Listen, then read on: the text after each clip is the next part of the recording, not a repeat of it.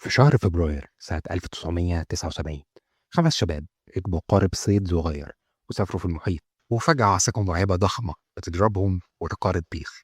عمليات البحث استمرت أسابيع ومحدش لقى أي حاجة، لا قارب، لا جثث، ولا حتى خشب طافي على وش المحيط. كأن البحر بلعهم. 9 سنين عدت، 9 سنين كان من الصمت بيحصل. وفي سنة 1988 في حد لقى القارب، بس ما لقاهوش غرقان في المية، لا، ده لقاه على شط في جزيرة نائية ومهجورة تماما على بعد 2500 كيلو متر من المكان اللي القارب اختفى منه في هاواي. القارب كان سليم جدا لدرجة إن رقم التسجيل بتاعه كان لسه مقروء، بس الرعب ما كانش في القارب نفسه، الرعب في اللي كان لقوه جنب القارب. على الرمل كان فيه قبر واحد بس، مبني بعناية شديدة ومحطوط عليه صليب من الخشب، وجواه رفات وعظم واحد بس من ال5 شباب دول.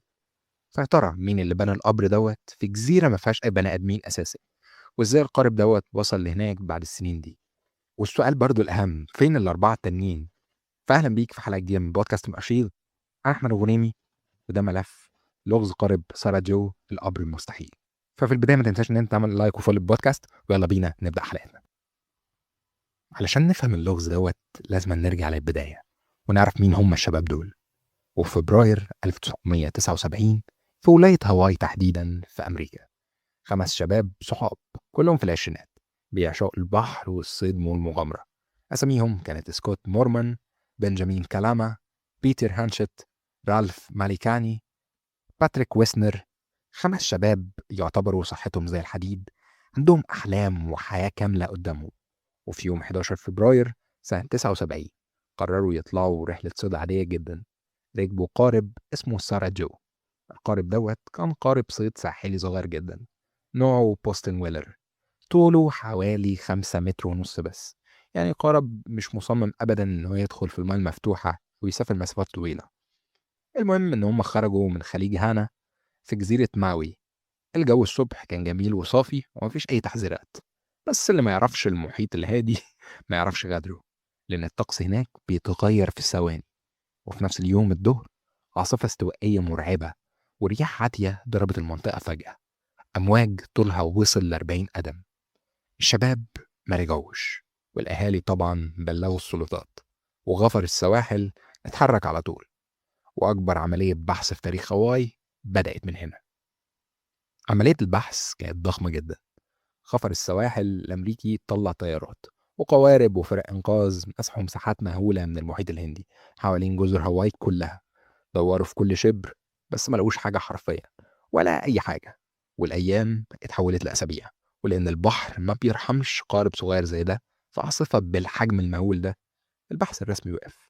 والقرار ده كان يعتبر كابوس لأهالي الشباب، لأن الأهل بقوا محبوسين في أسوأ منطقة ممكن إنسان يعيش فيها، منطقة اللا يقين.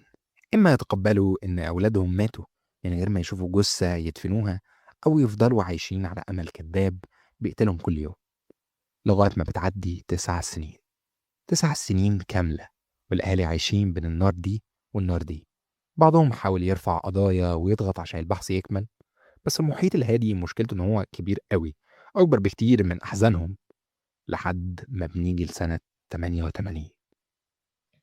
في سبتمبر 88 باحث وعالم أحياء بحرية أمريكي اسمه جون نوتن كان طالع في رحلة استكشاف علمية لجزيرة نائية.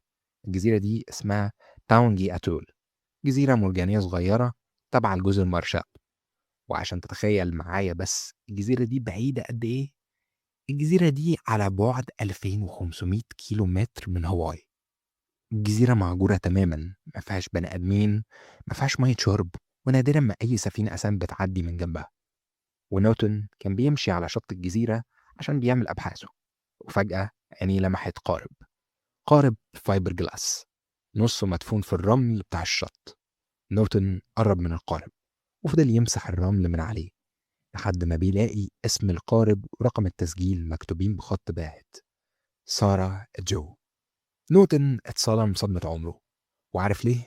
لأن نوتن نفسه، العالم اللي لقى القارب بالصدفة البحتة، كان واحد من ضمن المتطوعين اللي دوروا على القارب في هاواي سنة 79. من بين مليارات البشر، الراجل اللي دور عليهم هو اللي لقاهم بعد 9 سنين في آخر الدنيا. على طول بيبلغ السلطات فورا، والسلطات بتتأكد من الورق إن ده قارب السارة جو فعلا.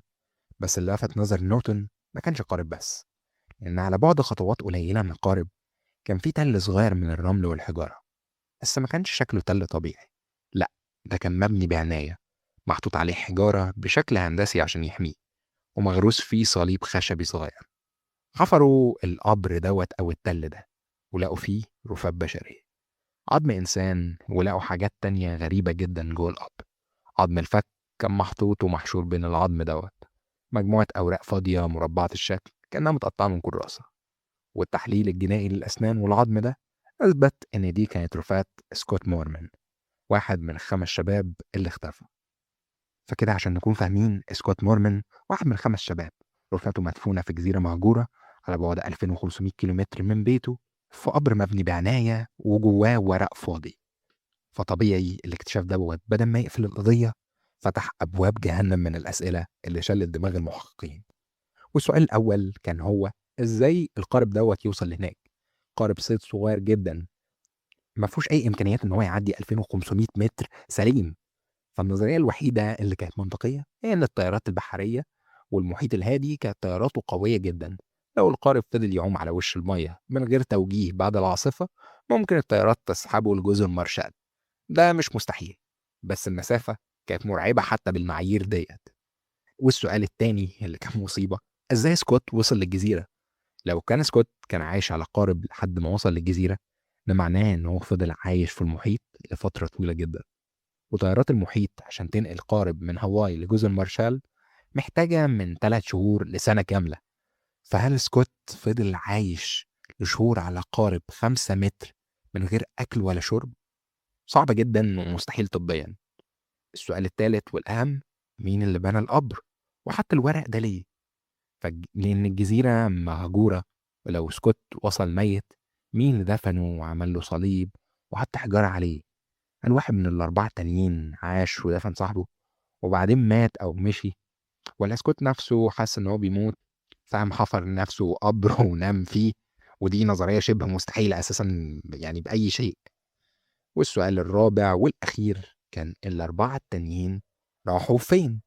لأن سكوت اتلاقى، بس بنجامين وبيتر ورالف وباتريك فصوا ملح ودابوا.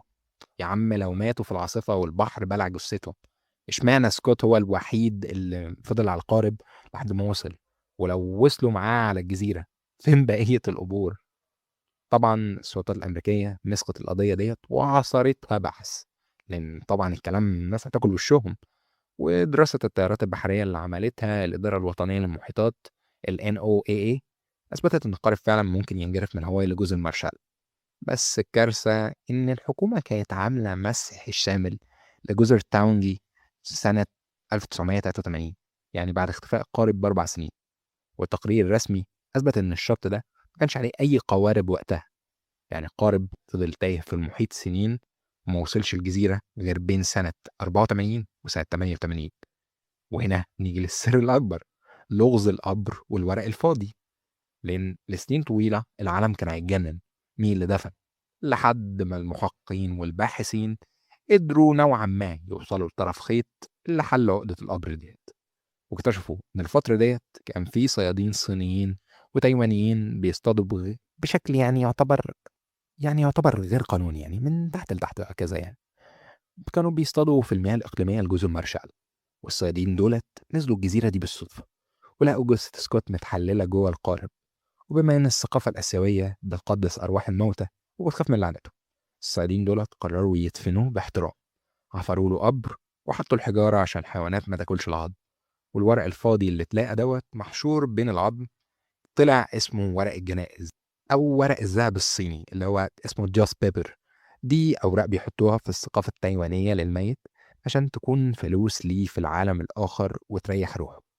طب ليه ما بلغوش البوليس إن هم لقوا جثة وقارب؟ لأن هو بكل بساطة زي ما قلت لك كانوا بيصطادوا بشكل غير قانوني، ولو بلغوا السلطات كان هيتقبض عليهم وتتصادر سفينتهم، ويتقال كمان إن هم قتلوا الراجل.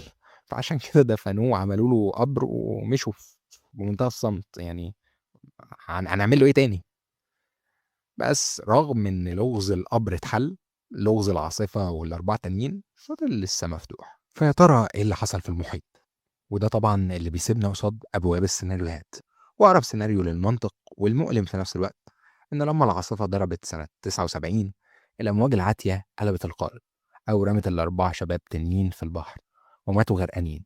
وسكوت إما إنه فضل مكلبش في القارب أو إنه مات على القارب، وأصحابه ربطوه في حاجة عشان جثته ما تقعش في البحر. والقارب فضل يطوف في المحيط الهادي كأنه تابوت عايم شايل جثة سكوت لسنين طويلة، والطيارات عمالة تلعب بيه لحد ما في يوم من الأيام بعد سنة 83 الطيارات حدفته على شط جزيرة تاونجي. وبعدها نزل الصيادين التايوانيين ولقوا جثته ودفنوها وحطوا الورق ومشوا. ده طبعا كان السيناريو الوحيد اللي بيجمع كل خيوط الأدلة، بس بيسيب الأربعة التانيين في علم الغيب. لأن ورا القارب والقبر والتحقيقات دي كلها في أهالي اتدمرت. لما القارب اكتشفوه في 88 كان فات 9 سنين. أهالي سكوت مورمان عرفوا أخيرا إن ابنهم مات وإن رفاته اتلقت رغم الوجع، بس على الأقل جزء من النار هدي وعرفوا هو فين، ولقوا عظم يدفنوه في بلدهم ويعملوا جنازة محترمة حتى لو كانوا مرعوبين من فكرة إن هو مات لوحده في المحيط. بس ده مش المشكلة. أنا عايزك تتخيل معايا حال الأهالي الأربعة التانيين: بنجامين، بيتر، رالف، وباتريك. الناس دي لحد النهاردة ما عندهمش إجابة. ما يعرفوش ولادهم غرقوا بسرعة ولا اتعذبوا، ما يعرفوش جثثهم فين أساسا. والأسوأ من ده إن كتير من الأبهات والأمهات كبروا وعجزوا وماتوا وهم لسه مستنيين أي خبر يريح قلبهم. وفي جانب من القصة دي بيكلمنا عن طبيعة الفقد، لأن الإنسان في الأول وفي الآخر كان ضعيف جدا قدام فكرة المجهول. الأهالي كانوا محتاجين يعرفوا الحقيقة، مش عشان ينسوا، لأنهم عمرهم ما كانوا هينسوا. كانوا محتاجين يعرفوا الحقيقة عشان يقدروا يحزنوا بشكل كامل ويقفلوا الباب الموارب اللي بيجيب هوا بيقتلهم كل يوم. القصة دي في جوهرها هي تعتبر تلخيص لعلاقة الإنسان بالمحيط. المحيط، أو المحيط الهادي تحديدا، مش مجرد بحر، لا، ده أكبر مسطح مائي على كوكب الأرض. بيغطي أكتر من 165 مليون كيلومتر مربع، وعمقه في حتت معينة بيعدي 11 كيلو متر تحت المياه. الإنسان بكل جبروته وبكل التكنولوجيا والأقمار الصناعية لسه واقف عاجز قدام المحيط. المحيط اللي بيبلع أسرار وبيرفض يرجعها، وأكيد ده من حكمة ربنا سبحانه وتعالى. وقصة سارة جو دي واحدة من آلاف القصص لسفن وقوارب وطيارات وناس اختفوا ومحدش عرف لهم طريق، زي سفينة ماري سيليست اللي اتلاقت سليمة وطائمها متبخر، وزي حوادث مثلث برمودا اللي رغم التفسيرات العلمية لسه بتسحر خيال البشر. لأن الإنسان بطبعه بيحب يلاقي دايما إجابة ومنطق لكل حاجة، بس المحيط بطبعه ما بيعترفش بالمنطق بتاعنا، لأن في حكمة إلهية من كون المحيط كده. المهم أنا هسألك سؤال وخليك تفكر معايا، لأن خلينا نقف هنا. فبراير 79 خمس شباب، مركب صغير، عاصفة. سبتمبر 88 قارب على شط جزيرة وقبر. 9 سنين بين اللحظتين و2500 كيلو. القبر اللي اتبنى بعناية في آخر الدنيا بيقول لنا رسالة مهمة قوي. بيقول لنا إن إحنا في وسط أحلك وأقصى اللحظات في العالم لسه في إنسانية. صيادين غلابة بيصطادوا في الممنوع وممكن يتسجنوا، شافوا جثة غريب ما يعرفوش، قرروا يحترموا إنسانيته ويدفنوه ويعملوه طقوس عشان يستحق كده. ده في حد ذاته نور خفيف وسط قصة ضلمة كبيرة قوي. والسؤال اللي هسيبه في يلف فعلا في دماغك: المحيط بيبلع أسرار وما بيرضاش يرجعها، وفي حياتنا احنا كمان في أسرار بتتبلع وما نعرفلهاش إجابة. أشخاص بيجيبوا فجأة من حياتنا، وحكايات بتتقفل من غير نهاية واضحة، ومواقف بتفضل نسأل نفسنا ليه حصل كده. فيا ترى قد إيه أنت قادر تتعايش مع سؤال ملوش إجابة؟ لأن بعض الأسئلة في الدنيا دي اتخلقت عشان ما تتجاوبش، وده مش فشل مننا، لا، ده حكمة زي ما قلت لك من ربنا، وجزء من طبيعة الدنيا اللي احنا عايشين فيها. فسكوت مورمان وصل لجزيرة بعيدة ولقى غريب حن عليه ودفنه باحترام، وفي بعض الأحيان ده بيكون أقصى عدل ممكن ناخده في الدنيا دي. فبس دي كانت حلقتنا، ودي كانت قصة قارب سارة جو، وده كان بودكاست من الأرشيف. وأنا كنت معاكم أنا أحمد الغنيمي، وأشوفكم في حلقة جديدة. وما تنسوش إن أنتوا تعملوا لايك وفولو للبودكاست وتعملوا سبسكرايب على يوتيوب وتفعلوا زر الجرس عشان توصلكم كل الحلقات. وممكن تعملوا شير لأصحابكم لو حابين المحتوى دوت. وهتلاقوا كل لينكات منصات التواصل. وأحب أفكركم إن دي حلقة من ضمن الحلقات اللي أنا مسجلها وأنا في مركز التدريب دلوقتي، فأرجو منكم إن أنتوا تدعوا لي إن الدنيا تمر معايا بخير يا رب.